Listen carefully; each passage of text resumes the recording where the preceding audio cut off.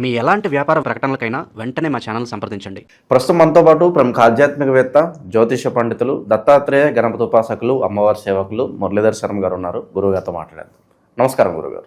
మహాదేవ శ్రీమాత్రే నమః. గురుగారు, ఉగాది రాశి ఫలితాల్లో భాగంగా శ్రీ పరాభవ నామ సంవత్సరం, మరి ఈ సంవత్సరం వృశ్చిక రాశి పరిస్థితి అండి. ఈ సంవత్సరం వీళ్ళకి ఎటువంటి ఫలితాలు ఉండబోతుంది, ఎటువంటి జాగ్రత్తలు సంవత్సరం అంతా తీసుకుంటే విశేషంగా కలిసి వస్తుంది అంటారు?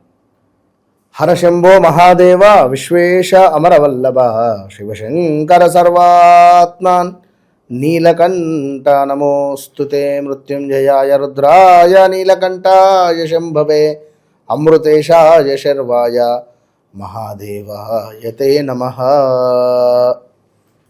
పరాభవ నామ సంవత్సర ఉగాది శుభ ఆశీస్సులు మన ప్రేక్షకులందరికీ కూడా, నన్ను ఇంతగా ఆదరిస్తున్నటువంటి వారందరికీ కూడా పేరు పేరున అమ్మవారి యొక్క ఆశీస్సులు మీకు ఎల్లవేళలా ఉండాలని మనస్ఫూర్తిగా కూడా కోరుకుంటూ, మరి వృశ్చిక రాశి దాకా రావడం జరిగింది. 12 రాశులలో వృశ్చిక రాశి అంటేనే స్కార్పియో. వృశ్చికము అంటే మనకు స్కార్పియోగా చెప్పబడేటువంటి సందర్భాలలో ఇక్కడ ఆదాయ వ్యయాలు, అదేవిధంగా రాజపూజ్యము, అవమానాలు. ఆదాయం 11, వ్యయం 5, రాజపూజ్యం 2, అవమానం 6. ఎక్కువగా 10 మంది నోర్లల్లో నానే పరిస్థితి ఉంటుంది. సో ఈ సంవత్సరంలో ఒకే మాట చెప్తున్నాను,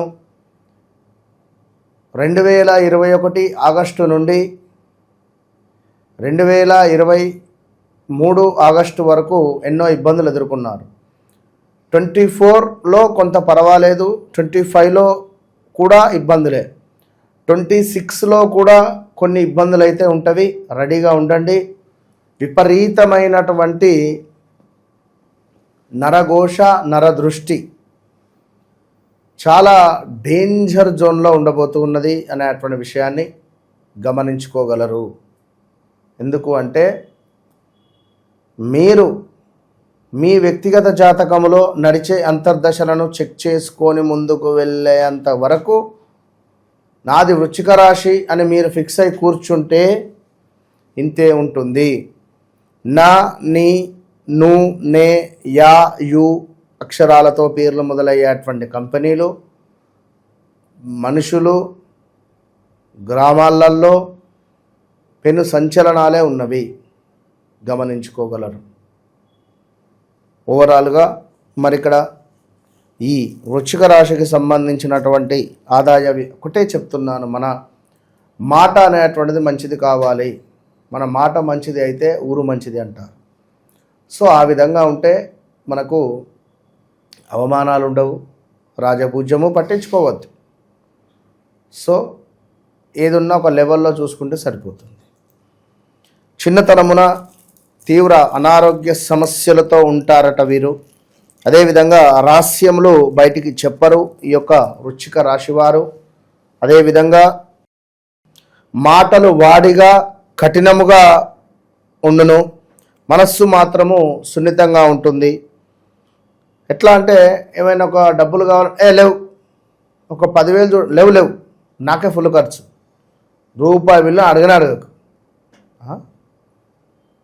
మనం వారికి అవసరం ఉంటే 10 సార్లు అడిగిండు, మనం ఇచ్చినాము, గిట్లేంది అని మనకు అనిపిస్తుంది.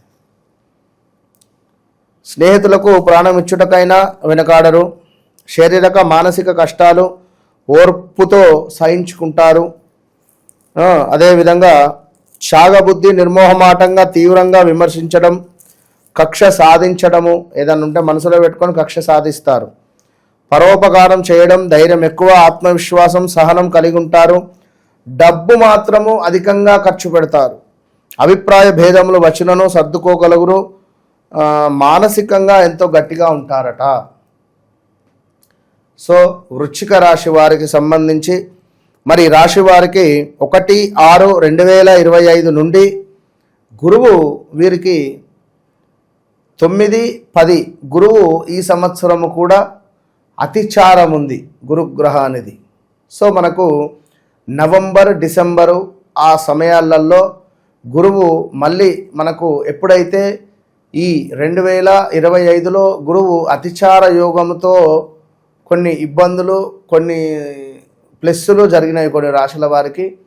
మరి ఇక్కడ ఈ యొక్క గురుగ్రహము ఈ 2026 పరాభావ నవ సంవత్సరంలో 2026 ఇయర్ ఎండింగ్లో, ఆంగ్ల సంవత్సర ఇయర్ ఎండింగ్లో మనకు గురువు అతిచారం ఉంది. సో ఆ సందర్భంలో 10వ భావానికి వెళతాడు. సో చూసుకున్నట్టయితే మరి ఇంటి అందు వివాహాది శుభకార్యములు చేయుట, మంచి ఉద్యోగము, ప్రమోషన్లు లభించుట, విద్యార్థులు ప్రథమ శ్రేణిలో ఉత్తీర్ణత, మంచి ర్యాంకులు పొందుట, అదేవిధంగా పై చదువులకు దూర ప్రదేశాలకు విదేశాలకు వెళ్ళుట, విందు భోజములు, ఇష్టమైన వస్తువులు, భూమి బంగారము వాహనములు కొనుగోలు చేయుట, కొత్త వారిచే పరిచయములు ఏర్పడము, వచ్చే సొమ్ము ఏదైతే ఉందో శీఘ్రముగా వచ్చుట, ఇంటి యందు మంచి ఆరోగ్యములు, విందు వినోదములు సంతృప్తినిస్తాయి. నా అక్షరము యాక్షరంతో ఉండేటువంటి హాస్పిటల్స్ ఏవైతే ఉన్నాయో వారికి మంచి పేరు ప్రఖ్యాతలు వచ్చే పరిస్థితి ఉంటుంది. లాయర్లు, కొన్ని ఆటంకములు కలుగును లాయర్లకు, ఉపయుక్తమైనటువంటి ప్రయాణాలు చేయుట, సకాలంలో సందర్భానికి చాలా చక్కటి నిర్ణయాలు తీసుకోవడము, వ్యవహారమందు అనుకూలం ఉంటుంది. అవకాశాలను ఏవైతే ఉన్నాయో అవకాశాలను అందిపుచ్చుకుంటారు. మీ శ్రమ వృధా కాదు. గతములో పడినటువంటి శ్రమ ఏదైతే ఉందో అది వృధా మాత్రము కాదు. ఇక వ్యాపారమందు మంచి లాభాలు అందుకుంటున్నారు. నూతన వ్యాపారము ప్రారంభించుట, ఇంటిలో ఇంకొకరికి సంపాదన మొదలవ్వడము, రియల్ ఎస్టేట్ వ్యాపారమునందు అభివృద్ధి, లేడీస్ ఎంపోరియంలో అభివృద్ధి, బట్టల వ్యాపారమందు అభివృద్ధి, మంచి లాభాలు, డాక్టర్లకు మంచి పేరు ప్రఖ్యాతలు రావచ్చును, పెద్దల ఆశీస్సులు లభించుట, మాతా పితృభక్తి, కుటుంబంతో కలిసి తీర్థయాత్రలు చేయుట, ఉద్యోగపరంగా కష్టపడినందుకు ప్రతిఫలము దక్కుతుంది, రైతులకు పంటలు అధికంగా పండును, గవర్నమెంట్ రిలేటెడ్ ఉద్యోగం కోసం ఎదురు చూస్తూ ఉండేటువంటి వారికి వచ్చే ఛాన్సెస్ ఉన్నవి. మీ మంచితనం చూసి చాలామంది మిమ్మల్ని ఆశ్రయిస్తారు. మిమ్మల్ని తక్కువ అంచనా వేసి భంగపడుదురు. దాన ధర్మములు చేయురు. ఇంటి యందు పండుగ వాతావరణం ఏర్పడును. సంవత్సరాంతము కూడా మరి శనైశ్వరుడు 5వ భావంలో ఉండడం ద్వారా విపరీతమైనటువంటి నెగిటివ్ ఇంపాక్ట్ ఉంటుంది. ఎవడో మనకేమైనా చేసిండా, ఈ నరఘోష ఏంది, నరదృష్టి ఏంది, ఎక్కడి వెళ్ళినా రూపాయి మిగలకపోకుండా ఉండే సందర్భాలు ఉంటాయి. ఎవరి జాతక చక్రములో అయితే శనైశ్వరుడు కనుక ఉనికి కోల్పోయి ఉంటాడో వారికి ఇబ్బందులు ఎదుర్కొంది. మీనంలో కానీ, అదేవిధంగా ధనస్సులో కానీ, మేషంలో కానీ, వృశ్చికంలో కానీ శనైశ్వరుడు ఉన్నట్టయితే ఇక వీరిని మనం కాపాడలేం. ఒకవేళ సింహరాశిలో ఉన్నా కూడా చాలా డేంజర్ జోన్.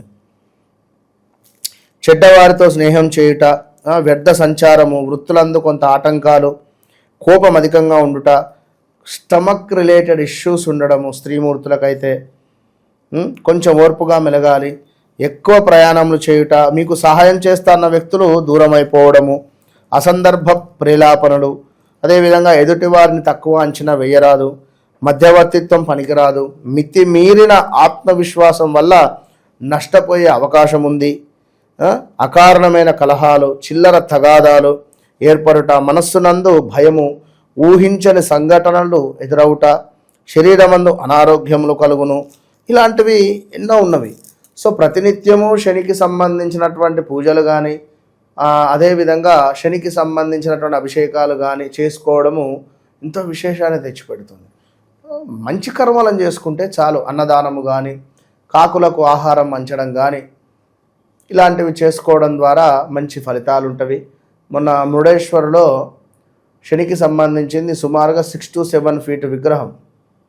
ఎంత అద్భుతంగా అంటే అంత అద్భుతంగా ఉంది. అక్కడ అద్భుతంగా ఒక 50-54 మంది వచ్చారు. వాళ్ళందరికీ చక్కగా అభిషేకాలు, ఎంతో అద్భుతం. అంటే వారికి చాలా ఆశ్చర్యం వేసింది, బాగా అనిపించింది.